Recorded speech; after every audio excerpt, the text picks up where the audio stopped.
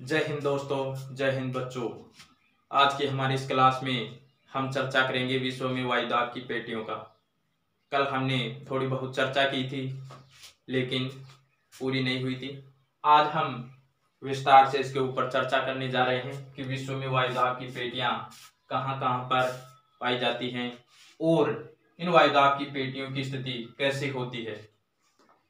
देखिए, ग्लोब के ऊपर भूमध्य रेखीय जो क्षेत्र है, इस भूमध्य रेखीय क्षेत्र में न्यून वायुदाब का क्षेत्र पाया जाता है। यहाँ पर न्यून वायुदाब का क्षेत्र होने का कारण क्या है?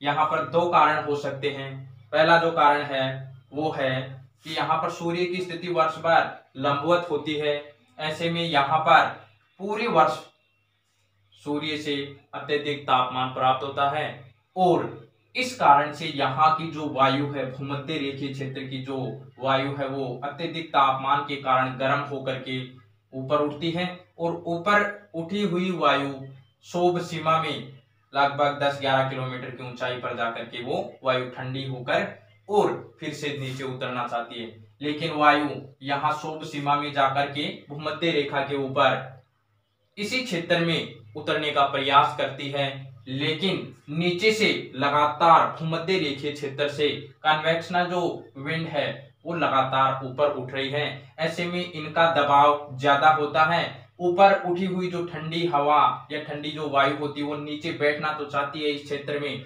लेकिन इन नीचे से लगातार जा रही जो वायु है इसका दबाव बहुत ज्यादा होता है। ऐसे में ये जो हवा ऊपर उठी हुई होती है, जो वायु होती है, ये क्या करती है? ये या तो उत्तर मुड़ना चाहती है या दक्षिण मुड़ना चाहती है, यानी कि ये दो दिशाओं में मुड़ना चाहती है। तो देखिए, यहाँ से 10-11 किलोमीटर ऊपर उठी हुई जो वायु या हवा होती है वो ऊपर उठ करके या तो उत्तर मुड़ती है या दक्षिण में मुड़ती है।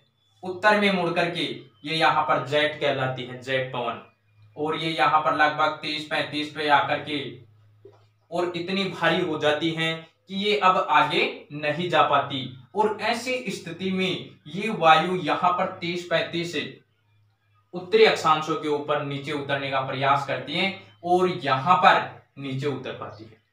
ऐसे में यहाँ पर क्या हो जाता है, इस क्षेत्र में क्या हो जाता है, यहाँ पर उच्च वायुदाब की स्थिति हो जाती है।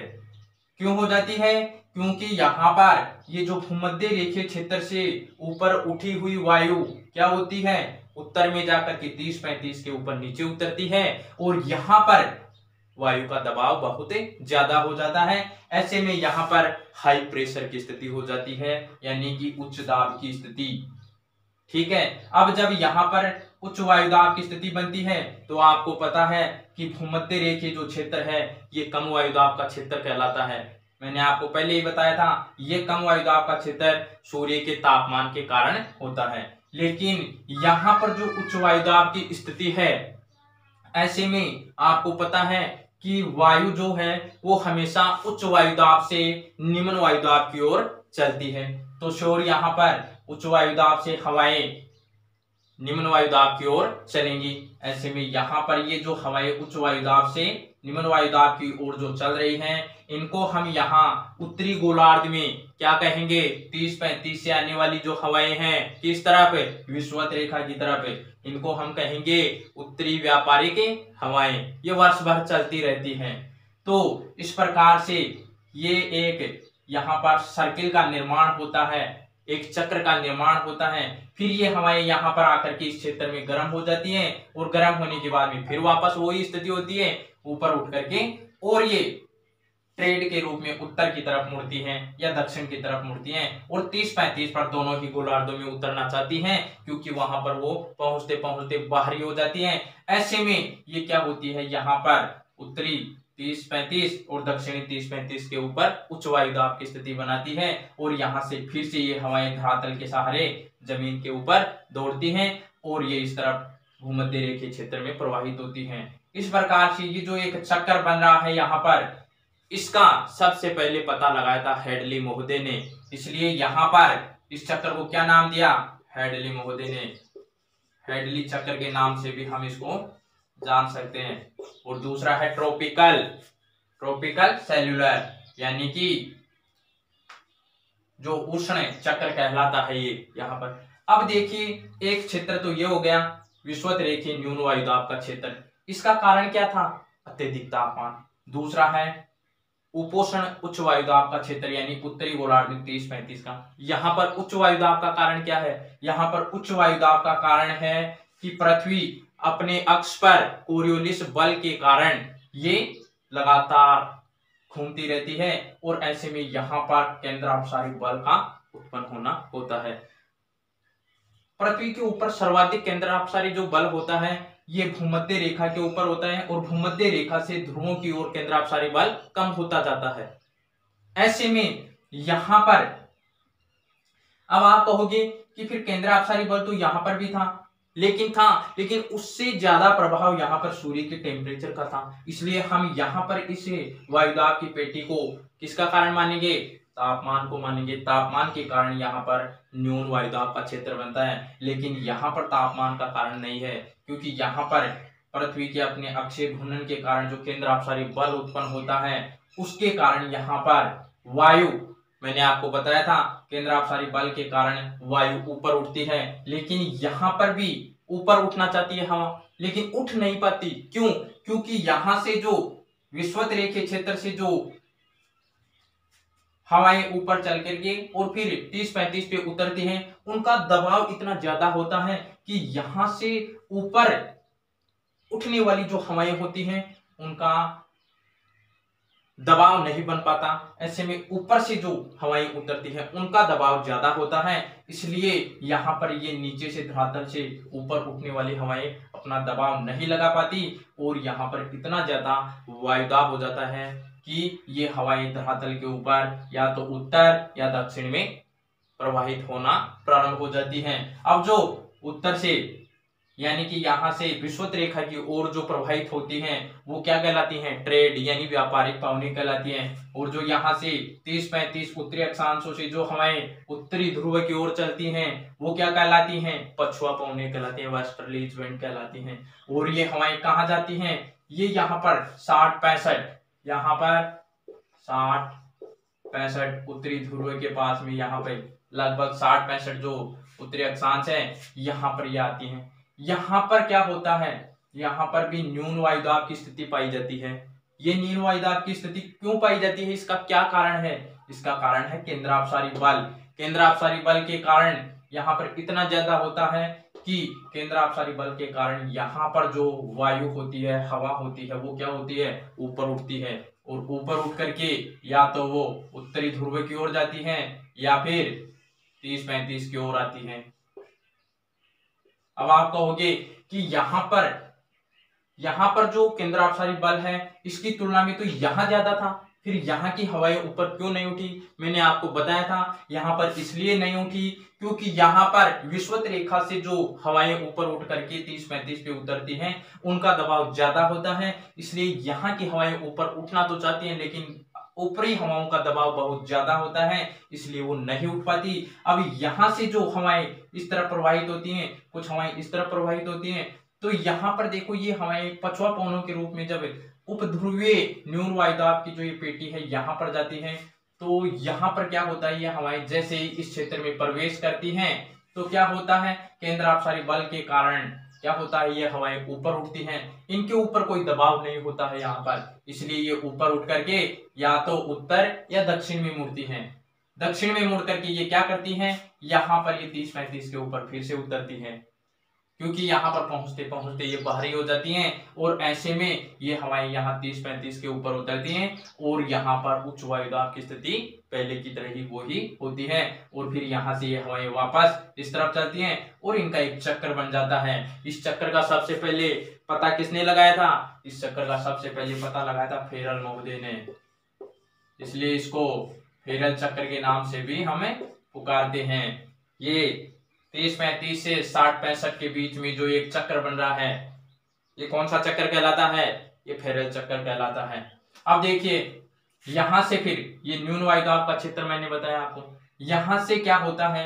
यहाँ पर ऊपर उठी हुई कुछ हवाएं वायु क्या होती हैं?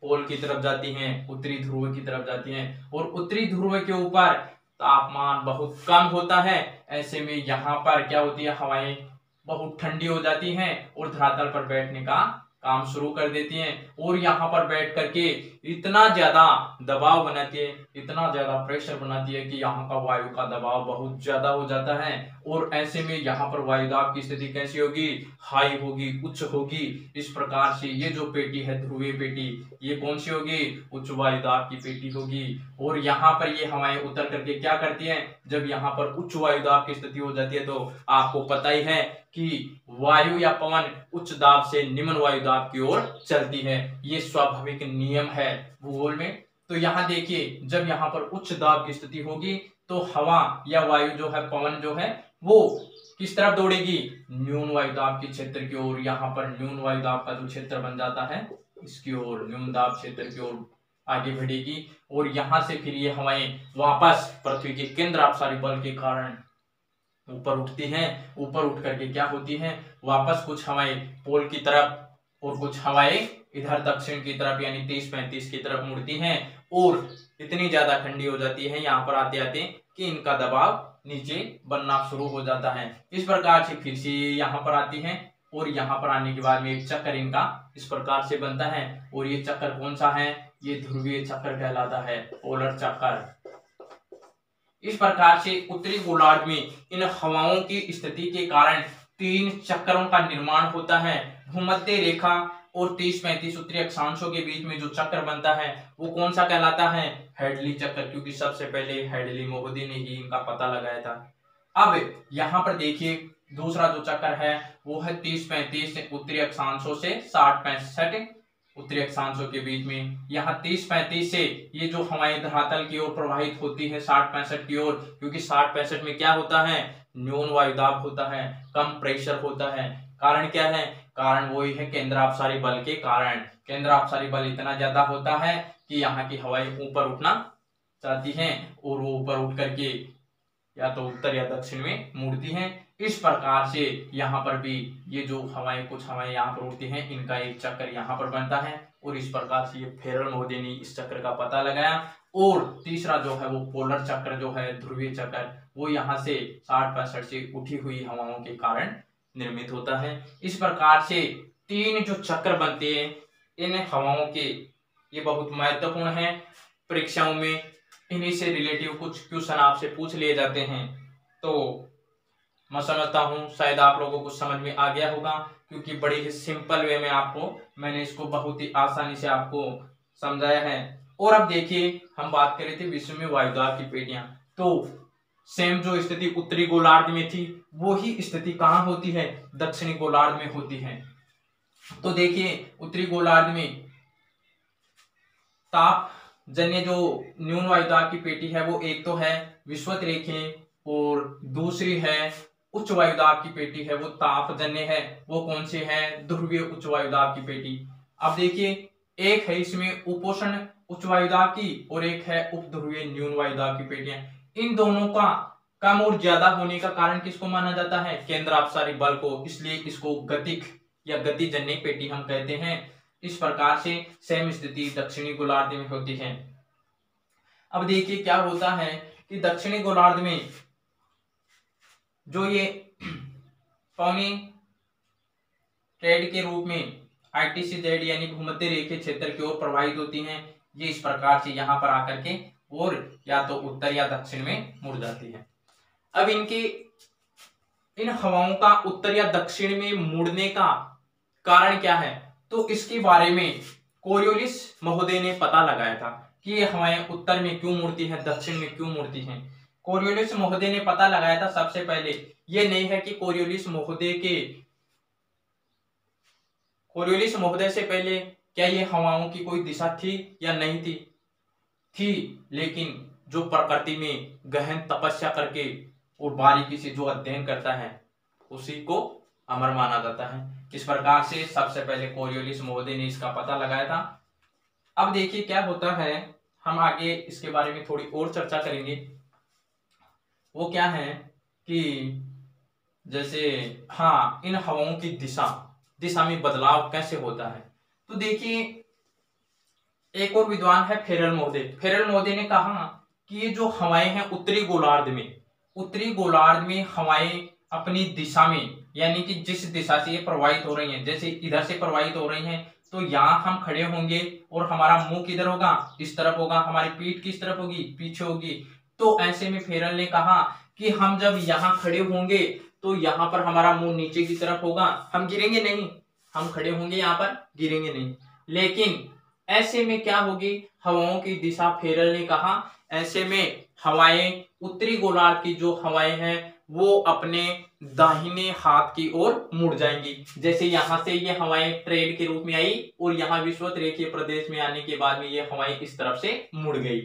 ठीक है। अब जैसे दक्षिणी गोलार्ध की बात की जाए तो फेरल ने कहा कि दक्षिणी गोलार्ध में हम इन हवाओं की दिशा के अनुरूप खड़े होंगे। जैसे यहाँ हम खड़े हो गए इस तरफ मुंह करके, तो हम क्या करेंगे, इस तरफ खड़े होने के कारण फेरल ने कहा दक्षिणी गोलार्ध में इन हवाओं की दिशा हमारे बाएं हाथ की तरफ होगी, यानी कि इस तरफ होगी। ये हवाएं यहाँ से इस विषुवत-रेखीय प्रदेश में जाने के बाद में यहाँ से इस प्रकार से ऊपर उठ करके दक्षिणी गोलार्ध की तरफ मुड़ेगी। उत्तरी गोलार्ध में अपने बाहिने हाथ की तरफ मुड़ेगी और दक्षिणी गोलार्ध में उत्तरी गोलार्ध में दाहिने हाथ की तरफ और दक्षिणी गोलार्ध में बाएं हाथ की तरफ इनकी दिशा होगी। ये फेरल महोदय ने बताया था, बहुत ही अच्छी बात है ये। और एक दूसरी बात और है, ये न्यून वायुदाब और उच्च वायुदाब की स्थिति का पता कैसे लगाएं। तो इसकी स्थिति का पता लगाने के लिए बोयज-बेलेट महोदय ने भी एक नियम बताया था। बोयज-बेलेट महोदय कहता है कि हम इन हवाओं की दिशा के अनुरूप अगर खड़े होंगे तो ऐसे में उच्च दाब और निम्न वायुदाब किस तरफ होगा। तो देखिए, जैसे हम यहाँ पर खड़े होंगे, मान लीजिए हम यहाँ खड़े हो गए, हमारा मुंह इस तरफ है, ठीक है। ऐसे में अब उच्च दाब किस तरफ होगा और निम्न वायुदाब किस तरफ होगा। तो यहाँ पर हम खड़े होंगे तो उच्च दाब की स्थिति कहां पर होनी चाहिए, यानी कि उच्च दाब की स्थिति कहां होनी चाहिए, उच्च दाब की स्थिति हमारे दाहिने हाथ की तरफ होनी चाहिए और निम्न वायुदाब की स्थिति कहां होनी चाहिए, हमारे बाएं हाथ की तरफ होनी चाहिए, इस तरफ। यहाँ पर ये न्यून वायुदाब होगा और यहाँ पर उच्च वायुदाब होगा। ये बोयज-बेलेट का नियम था, यानी उच्च वायुदाब और निम्न वायुदाब का पता लगाने के बारे में। ठीक है। अब देखिए, दक्षिणी गोलार्ध में यहाँ पर 30-35 से जो ये पवनें चलती हैं दक्षिण ध्रुव की तरफ है, यानी कि ये जो 60-65 के ऊपर जो उपध्रुवीय न्यून वायुदाब पेटी है इस ओर। तो यहाँ पर क्या होता है, दक्षिणी गोलार्ध में विशाल महासागरीय क्षेत्र के कारण यहाँ पर अवरोधक की स्थिति कम होती है। ऐसे में ये हवाएं जब 40 डिग्री अक्षांश के ऊपर पहुंचती हैं तो यहाँ पर इनको क्या कहा जाता है, इन पछुआ पवनों को दक्षिणी गोलार्ध में, यहाँ पर इन पवनों को भयंकर चालिसा कहा जाता है।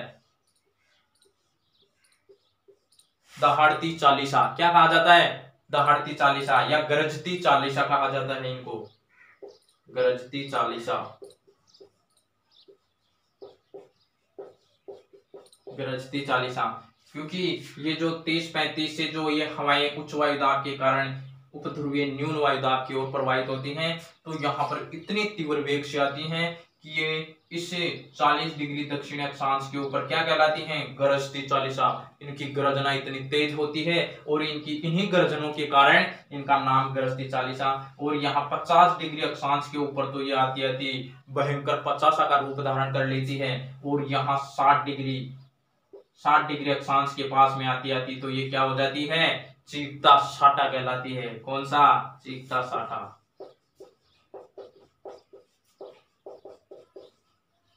चीकता साटा कहलाती है और यहाँ भयंकर 50।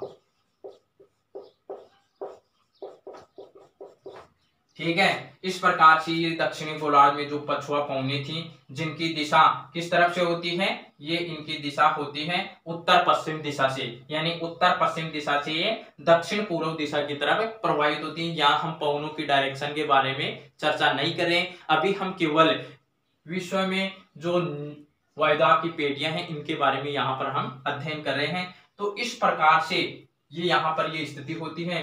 अब इस ग्लोब के ऊपर आपसे कोई क्वेश्चन पूछ ले कि विश्व में कुल कितनी वायुदाब की पेटियां होती हैं, तो यहाँ आप आराम से गिन सकते हो 1 2 3 4, 5, 6 और एक विषुवतरेखीय न्यून वायुदाब की पेटी। इस प्रकार से ग्लोब के ऊपर कुल 7 वायुदाब की पेटियां पाई जाती हैं। इनमें से 3 तो टेम्परेट से संबंधित होती है, यानी तापमान से संबंधित होती है। कौन कौन सी? विषुवतरेखीय न्यून वायुदाब की पेटी और उत्तरी ध्रुवीय उच्च वायुदाब पेटी, दक्षिणी ध्रुवीय उच्च वायुदाब पेटी। ये तीनों जो पेटियां हैं ये तापमान से संबंधित होती हैं। और जो उपोष्ण उच्च दाब पेटी उत्तरी गोलार्ध में और उपध्रुवीय न्यून वायुदाब पेटी उत्तरी गोलार्ध में, ये दोनों क्या होती हैं? गतिजन्य होती हैं। ये क्योंकि केंद्रापसारी बल के कारण यहाँ पर हवाओं का नीचे उतरना और ऊपर उठना होता है। और ठीक उसी प्रकार से दक्षिणी गोलार्ध में भी 30, 35 और 60, 65 वाली जो पेटी है ये क्या होती है? गतिजन्य होती है। यानी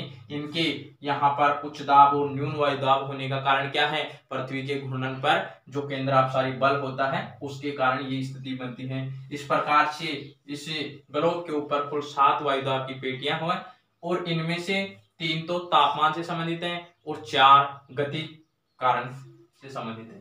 इस प्रकार से हमारे इसे आज के इकाई में विश्व में वायुदाब की पेटियों के बारे में हमने पढ़ा और अगली क्लास में हम और चर्चा करेंगे। तो बने रहिए हमारे साथ में और हमारे चैनल को सब्सक्राइब कीजिए और लाइक कीजिए।